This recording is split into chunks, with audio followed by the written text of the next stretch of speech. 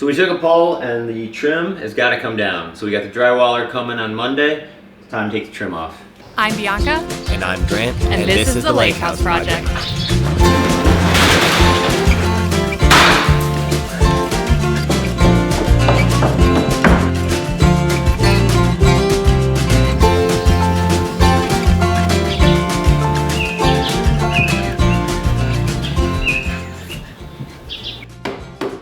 My dad's a little bit new to demo, but he's getting the hang of it.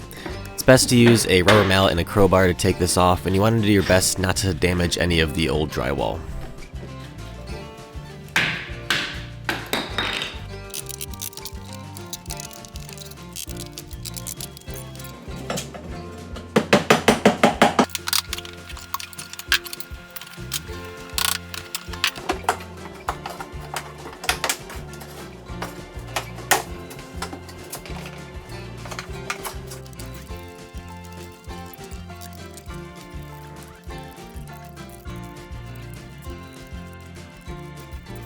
Alright, so I just cleared out the room so we can start the trimming out process. We were originally going to use this leftover lumber here that we took down from the kitchen. However, it's just really warped and I think it'd be very difficult to work with. So I went out and bought these pine boards. They're 1x4s and they're relatively cheap. To buy enough lumber for this whole area was only about $120, $130. And we definitely want to stain these boards. We kind of want to match the cedar that's already in the family room, similar to this color that's the wood on the floor. So I bought a couple different stains. I'm going to test those out and see which one I like first. Then we'll stain all the boards. And we're going to be leaving the 1x4s for the baseboard. However, around the doors and windows, we're going to be ripping it down to maybe 1x3, so it's just a little bit thinner. And I think it'll look nice with the contrast between the baseboard and the trim around doors and windows. So let's first rip all that down, then we'll stain, then we'll pick our stain, and then we'll get to stain all the other boards. Let's get to it.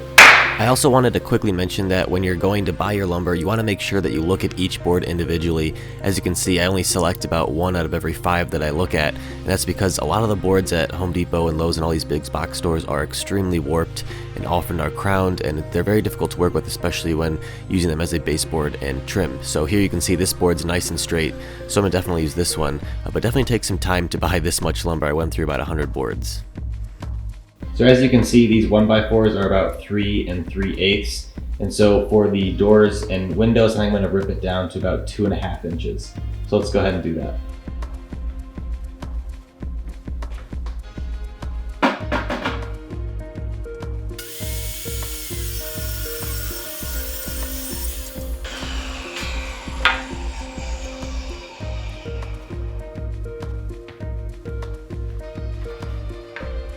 Alright, so I just finished ripping down all the boards. Everything on this table is ripped to 2 5/8 inches for the doors and windows. And then everything on this table is left at the 1x4 length, which is about 3 1/4 inches. That'll be used for the baseboard. So the next step is to sand everything down. It's already pretty smooth, but I just want to sand just to clean up the edges. And then from there, we'll bring it all back inside and apply wood conditioner, pick our stain it, and then poly. Alright, so before staining is actually a critical step, and that is looking at all of your boards and determining which you want to be the front and which you want to be the back. I'll look for mainly 2 things. One is there some sort of damage to the wood that I don't want to be shown, and if so, I want that to be the back side. But the other thing with trim is that if the board is cupped like this, you want the cup to be against the wall. So if this is your wall, you want the board to be cupped like this, as opposed to bowed out like this, because then your 2 edges will be flush with your wall and you'll be able to see behind the board. So I'm looking for both damage and cuppness, and I'm going to mark which side I want the back and which side I want to be the front. So for instance, this damage here, I'm going to mark this as the back side. And then I go through the rest of my boards. I'll usually do a batch of about 4 of them, mark them all, which is front, which is back, take them out, sand them, bring them back in, and start again.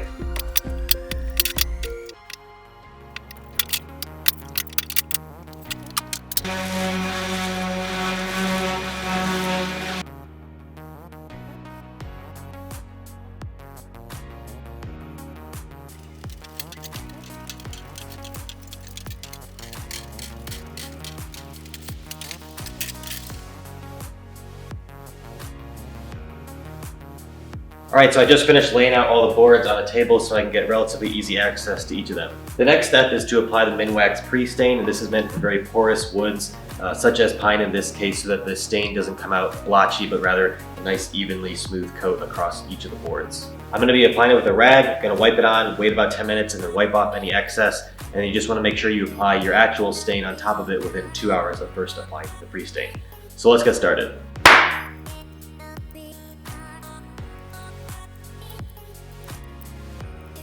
So here are the stains we're going to be testing. From left to right, I picked Golden Oak, Cherry, Ipswich Pine, and Early American. I put the stain on each of my 4 test pieces and ended up picking Early American on the far right, as this was closest to the color of the cedar already in the home. Make sure to fully stir the stain before application, however you don't want to shake the can as that will cause aeration in the stain. Also, as you apply it, make sure to not have any drips. As you can see on the left there, I had some excess stain in that area, however you can just come back and wipe it away and all is well. However, if you do let that dry, it'll overstain that area and you're going to be left with some blotching. This is a relatively easy process. The key to keep in mind is that you want each board to look the same with the same proportion of stain on it. So you just want to be as consistent as possible and make sure you're applying the same amount of stain to each board. Woo! All done with staining. That took a long time and I'm about to pass out from all these fumes. But I got every single board, every single side, and I made sure as I went through with each board to wipe away any excess. So sometimes there's drips if you're going around the corner, but everything looks good. Now I have to wait for it to dry for at least 4 hours, and then I can apply my polyurethane top coat to seal everything in. So now it's just a waiting game. Let's get to it though. All right, so it's been about 4 to 5 hours since we applied the stain, and it's now dry, and we are now ready to apply our polyurethane. I'm going to be going with a satin polyurethane by Minwax, the same manufacturer as the stain. I try and make sure that it's the same company making the stain and the finish so that they go well together and it's not 2 different companies where they might not mix and it might not look right. Rather than using a nice bristled brush, I tend to use a foam brush for polyurethane applications. They only cost $1 or $2 and then you can just throw it out when you're done using it. I'm going to apply 1 coat now, wait about 3 to 4 hours, come back with a light sanding, and then apply a second coat. And ideally we'll end there, but if not, we can always apply a 3rd coat to get a very nice finish. Once that's all done, you're going to want to wait at least a day for it to fully cure, and then you can start installing it. Let's get started. For applying the polyurethane, I usually start on one edge of the board, then flip it over and do the other edge, but making sure not to put the first edge directly on the table as that will smear the polyurethane everywhere. Then I do a finish coat on the top surface, as this is the main surface that you're going to be seeing, so I do that last and make sure that's perfect. Then I come back with 1 full pass across the whole board to even out all of my streaks. Here you can see the difference between the unpolyed versus polyed boards, and it really does bring a lot of saturation and brings life into the board.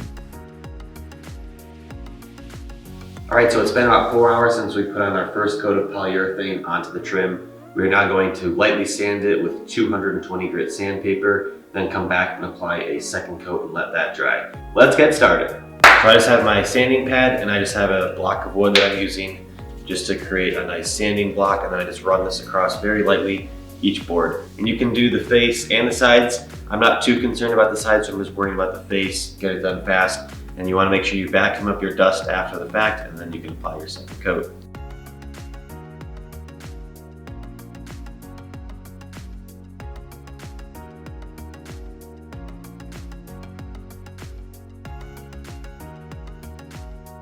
All right, so we're almost ready to start installing the trim. However, first we gotta go around and make sure that there's no nails still protruding from the old trim. So I'm gonna go around with a hammer, make sure nothing else is protruding. If it is, I'll just quickly pull it out. And then we have a nice flat surface to install the trim up against. All right, so now we're ready to start installing our trim. I ended up bringing the miter saw inside because it's almost 0 degrees out and I do not want to cut out a hit in the cold. So I'm gonna cut in here, but I set up a nice drop cloth to kind of catch all the dust, or at least as much as I can.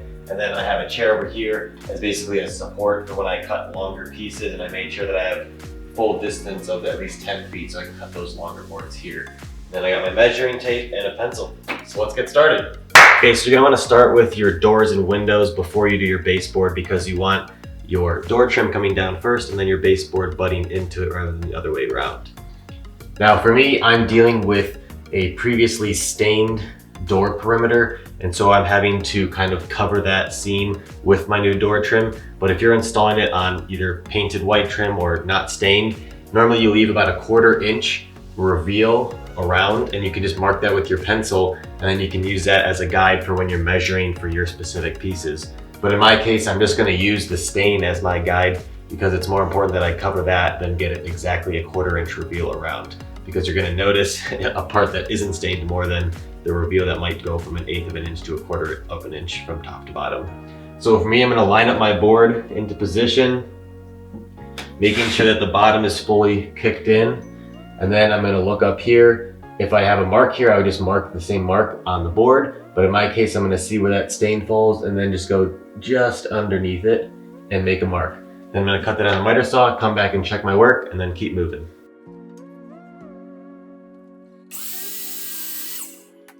You're also going to want to go around your door with some sort of putty knife and make sure that there's no buildup of paint or anything sticking out around the perimeter, so you can make sure that your trim sits nice and flush up against the door casing and the drywall.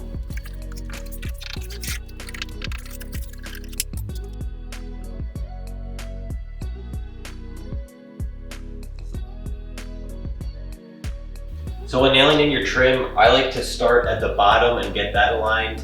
Then I like to work my way to the top, nail that in, so then you're locked in on both ends. And then you can adjust the middle as needed to make sure you fit the same reveal all the way up and down and just nail it in place. And be careful because you want to nail it into the 2x4 to the left and to the right of the casing hidden behind the drywall. That's like a very good piece of wood to nail into. However, you can also nail into the door casing, but it's very thin, so you want to be careful not to shoot your nail back out on this side. You want to make sure you kind of angle it a little bit in.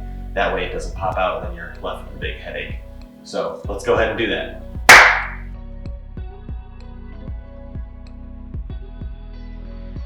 All right, so in this design, we're going to be doing butt joints. This means that in the corners, the boards butt into one another.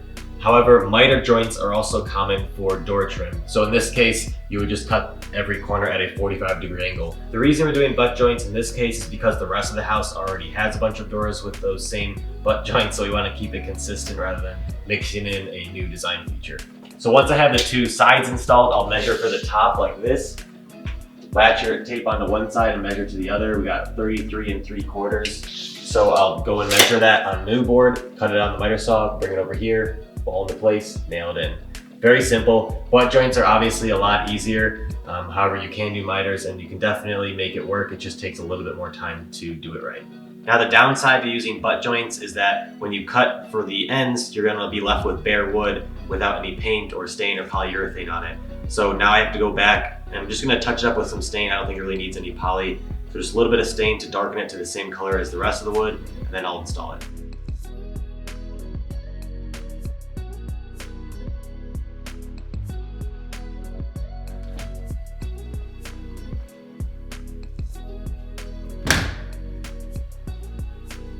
All right, so we just finished all of the door trim and now we're gonna move on to the baseboards. When installing a baseboard, you wanna make sure that you're hitting a stud behind the wall, otherwise you're not gonna get a good connection. But if you don't have that option, you can always use a stud finder. I have a magnetic one that finds the screws within the drywall, but there's also other ones that are digital and you can find where the studs are that way. When I find a stud, I'm gonna mark it with a piece of tape, and then that way when I go back to nailing my baseboard, I know exactly where the stud is.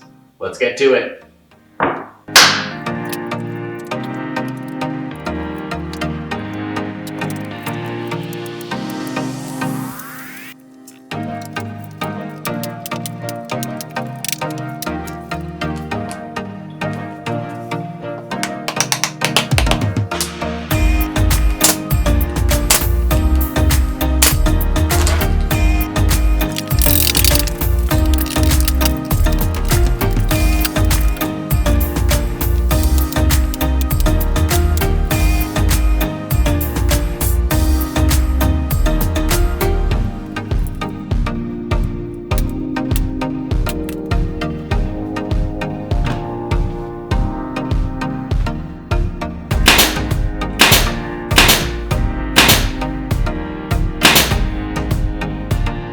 And so that's going to be a wrap on this project. I hope you guys enjoyed it and learned something along the way.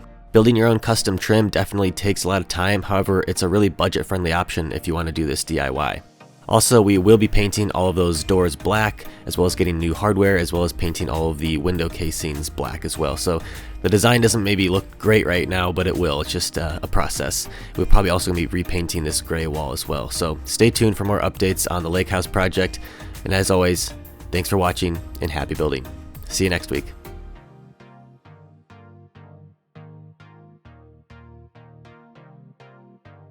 All right, so in this design, we're going to be